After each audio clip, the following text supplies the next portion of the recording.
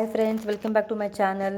ಇವತ್ತು ನೆಗಡಿ, ಕೆಮ್ಮು, ಚಳಿಗೆ ಸೂಕ್ತವಾದಂತಹ ಶುಂಠಿ ರಸಂ ಮಾಡುವ ವಿಧಾನವನ್ನು ನೋಡೋಣ.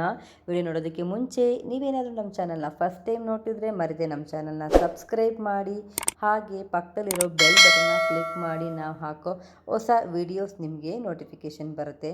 ಬನ್ನಿ ಫ್ರೆಂಡ್ಸ್, ಈ ಆರೋಗ್ಯಕರವಾದಂತಹ ರಸಂ ಮಾಡುವ ವಿಧಾನವನ್ನು ನೋಡೋಣ. ಇದಕ್ಕೆ ನಾನು ಚೆನ್ನಾಗಿ ಹಣ್ಣಾಗಿರುವಂತಹ 3 ಟೊಮೆಟೊವನ್ನು ಕುಕ್ಕರ್ಗೆ ಸೇರಿಸ್ಕೊಂಡಿದ್ದೀನಿ. ಒಂದು ನಿಂಬೆಹಣ್ಣು ಗಾತ್ರದಷ್ಟು ಹುಣಸೆ ಹಣ್ಣನ್ನು ಹಾಕ್ಕೊಳ್ಳೋಣ. ಸ್ವಲ್ಪ ನೀರನ್ನು ಹಾಕಿ ಒಂದು 2ರಿಂದ 3 ವಿಸಿಲ್ ಬಿಟ್ಟು ನಂತರ ಚೆನ್ನಾಗಿ ಮಸ್ಬಿಟ್ಟು ಒಂದು ಕಡೆ ಸೈಡ್ಗೆ ಇಟ್ಕೊಳ್ಳೋಣ. ಈಗ ರುಬ್ಬೋದಕ್ಕೆ ರಸಮ್ಗೆ ಬೇಕಾದಂತಹ ಮಸಾಲೆಯನ್ನು ನೋಡೋಣ.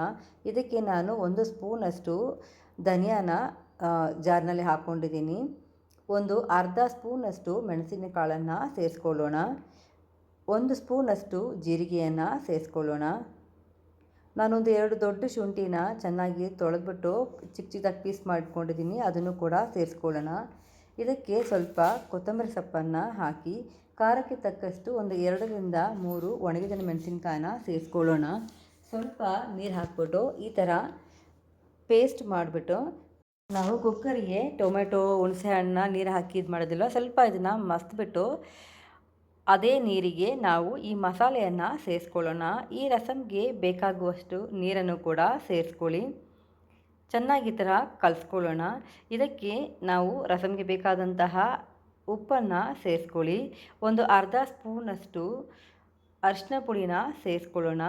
ಈಗೊಮ್ಮೆ ಶುಂಠಿ ರಸಮ್ ಟ್ರೈ ಮಾಡಿ ನೋಡಿ ಫ್ರೆಂಡ್ಸ್, ಇದು ಆರೋಗ್ಯದ ಜೊತೆಗೆ ಟೇಸ್ಟು ಕೂಡ ಚೆನ್ನಾಗಿರುತ್ತೆ. ನಿಮಗೆ ಚೆನ್ನಾಗಿ ಈ ಥರ ಮಿಕ್ಸ್ ಮಾಡ್ಕೊಂಡ್ಬಿಟ್ಟು ಒಂದು 5ರಿಂದ 10 ನಿಮಿಷ ನೊರೆ ಬರೋ ಹಾಗೆ ಮೇಲ್ಗಡೆ ಹಾಗೆ ನೊರೆ ಕಟ್ಟುತ್ತೆ, ಅದ್ರವರೆಗೂ ನಾವು ಇದನ್ನು ಮೀಡಿಯಮ್ ಫ್ಲೇಮ್ನಲ್ಲಿ ಬೇಯಿಸ್ಕೊಳ್ಳೋಣ.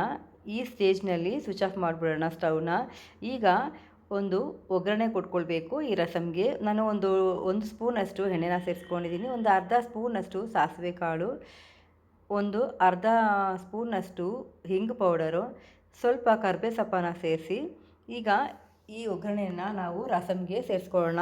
ಕೊತ್ತಂಬರಿ ಸೊಪ್ಪನ್ನ ಸಣ್ಣದಾಗಿ ಕಟ್ ಮಾಡ್ಕೊಂಡ್ಬಿಟ್ಟು ಅದನ್ನು ನಾವು ಈ ರಸಮ್ಗೆ ಸೇರಿಸ್ಕೊಂಡ್ರೆ ಸೂಪರ್ ಆಗಿರುವಂತಹ ಶುಂಠಿ ರಸ ಘಮ ಅಂತ ರೆಡಿ ಆಯಿತು.